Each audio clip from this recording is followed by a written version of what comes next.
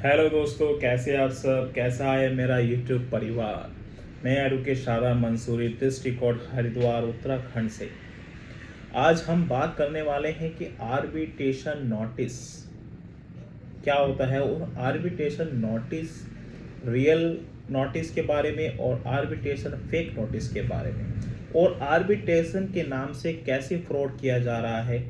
आज हम इसी टॉपिक में बात करने वाले हैं। ये बहुत ही अच्छा महत्वपूर्ण टॉपिक है दोस्तों। मेरे सब्सक्राइबर्स हो, मेरा परिवार, प्लीज़ इसको बिल्कुल भी वीडियो को स्किप ना करें। ये आपके लिए बहुत फ़ायदेमंद हो सकती है, क्योंकि अक्सर ज़्यादातर सब आर्बिट्रेशन नोटिस ही भेज रहे हैं और उससे कैसे पता चले कि ये रियल नोटिस है या फेक नोटिस है। क्योंकि अब ज़्यादातर बैंक्स आर्बिट्रेशंस एक एजेंसी को देता है, जो कि आपका मकसद होता है कि आप लोग को मेंटलिटी परेशान करना। तो इसी वजह से आर्बिट्रेशन के हम बारे में बात करने वाले हैं। अगर आप मेरे चैनल पे नए हैं तो प्लीज़ इसको सब्सक्राइब कर दीजिए। सबसे पहले हमें समझना होगा कि आर्बिट्रेशन होता क्या है। आर्बिट्रेशन का मतलब होता है मध्यस्थ, कि आप लोगों के बीच में कोई सोल्यूशन करना, कोई समझौता करना, कि आपका पक्ष सुना जाएगा, फिर बैंक का पक्ष सुना जाएगा, फिर उसे आर्बिट्रेशन कहा जाता है, कि आप लोगों के बीच की मध्यस्थता को रखने के लिए। अच्छा, इसमें कौन लोग होते हैं? इनमें ज़्यादातर आर्बिट्रेशन में होते हैं जो रिटायर्ड होते हैं लोग। जैसे कोई रिटायर्ड जज हो गया, रिटायर्ड मैनेजर हो गया, रिटायर्ड कोई कर्मी हो गए, तो उन्हें ये सैलरी पर रखा जाता है। और आप ये सोच रहे होगे कि सैलरी अगर रखी जा रही है बैंक से तो बैंक के ही पक्ष में देगा। बिल्कुल आप सही कह रहे हैं कि बैंक ही के पक्ष में आर्बिट्रेशन जाता है, मगर आपको ऑब्जेक्शन करना आपका राइट से, आपका अधिकार है। तो आर्बिट्रेशंस का कैसे हम पता करें कि जो नोटिस आ रहा है वो फेक है या रियल है? मेरे कुछ सब्सक्राइबर्स हैं, उन्हें दो दो नोटिस आए हैं, तो इसमें मैं आप बताने वाला हूं कि कैसे रियल है और कैसे फेक है।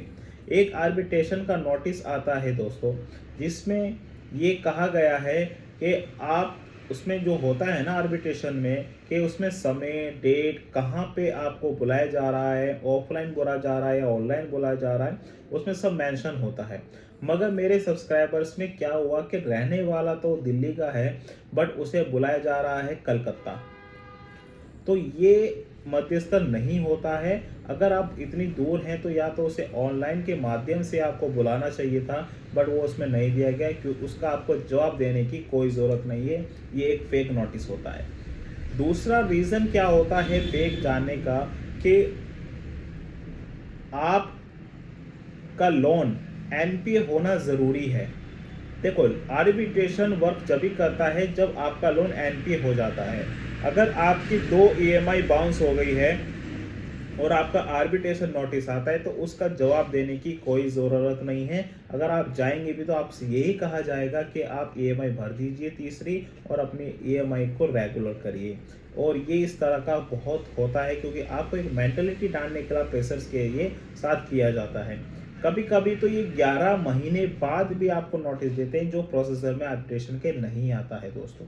आर्बिट्रेशंस अगर आप इसको इग्नोर करते हैं तो वो आपके अटैचमेंट, आपकी घर में अटैचमेंट, की प्रॉपर्टी अटैचमेंट, आपका सामान अटैचमेंट करते हैं। इस वजह से लोग अब इस चीज़ को अवेयरनेस करते हैं। तो दोस्तों, आर्बिट्रेशन आपने जाना कि किस चीज़ पे आर्बिट्रेशन होना चाहिए। देखो, रियल आर्बिट्रेशन जो होता है उसमें टाइम, डेट, समय, कहाँ बुलाया जा रहा है, सब आपको दिया जाता है आपके नोटिस में। आप उसमें अपेयर होइए। आप अगर ऑनलाइन के माध्यम से अपेयर होना चाहते हैं तो लिंक भी दिया गया होगा। आप उस लिंक से, जूम से आप कनेक्ट होके आप अपना ऑब्जेक्शन दाखिल कर सकते हैं और आप आर्बिट्रेशंस की प्रोसेस को पूरा कर सकते हैं। यही एक आर्बिट्रेशन का रियल फैक्ट होता है दोस्तों।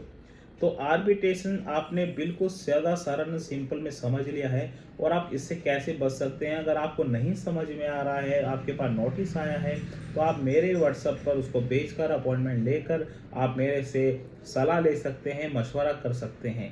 और आप मेरी वीडियो आपको अच्छी लगी हो दोस्तों, तो इसको लाइक कर दीजिएगा और सब्सक्राइब भी कर दीजिए और शेयर कर दीजिए, जिससे कि उनके पास भी ये वीडियो का नोटिफिकेशन पहुंच जाए, जो इस बैंक से लोन से जूझ रहे हैं और इस दलदल में फंस गए हैं जिनमें आर्बिट्रेशन की कार्रवाई को किया जा रहा है। तो प्लीज़ इस वीडियो को ज़्यादा से ज़्यादा शेयर कीजिए और फेक लोगों से बचिए और हमसे जुड़े रहिए। आपका कोई भी कुछ नहीं बिगाड़ सकता। धन्यवाद।